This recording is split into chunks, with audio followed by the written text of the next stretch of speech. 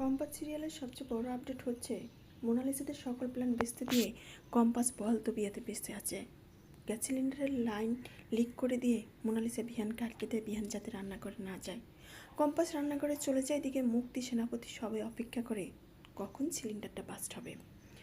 যখনই বিহানকে যেতে দিচ্ছিল না, সেখানে ঋতুজা মোনালিসার উপর একটু রেগে এসেছে, বিহানকে কেন তুমি যেতে দিচ্ছ না কম্পাসের কাছে।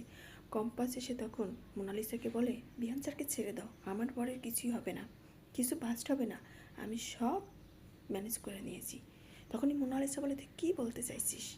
মুক্তির মাথায় আকাশ ভেঙে পড়ে। কম্পাস সবাইকে ডেকে কিচেনে নিয়ে যায়। সেখানে গিয়ে দেখায় যে কম্পাস এটা দিয়ে একটা উনুন বানিয়ে সেখানে ব্যবস্থা করেছে। ঋতুজা বলে, কেন মা, গ্যাস থাকতে এটা করতে গেলি? ভয় লাগছে, আমি গ্যাস অন করে দিই। তখনই কম্পাস বলে যে স্ক্রু দিয়ে দেখো কীভাবে গ্যাসের লাইনটা লিকেজ করা হয়েছে, যাতে এখানে আমি গ্যাস সিলিন্ডার বাস্ট হয়ে মারা যাই। রাখে হরি মারেকে বলো মা, আমি সবটা বুঝে গিয়েছি, এই গন্ধই আমাকে সবটা বলে দিয়েছে। ঋতুজা তখন বলে, কে করেছে এই কাজটা? তখনই মোনালিসা বলে, তুই আবার কাউকে বেলে দিতে চাস না।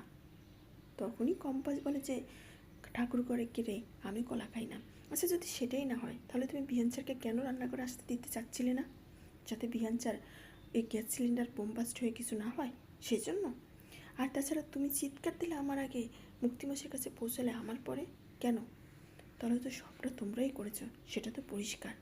তারপরে কম্পাস বলে যে যত যাই করো আমার সাথে কিছু করতে পারবে না, কারণ তোমরাও তো পাকা খেলোয়াড়ই নাও।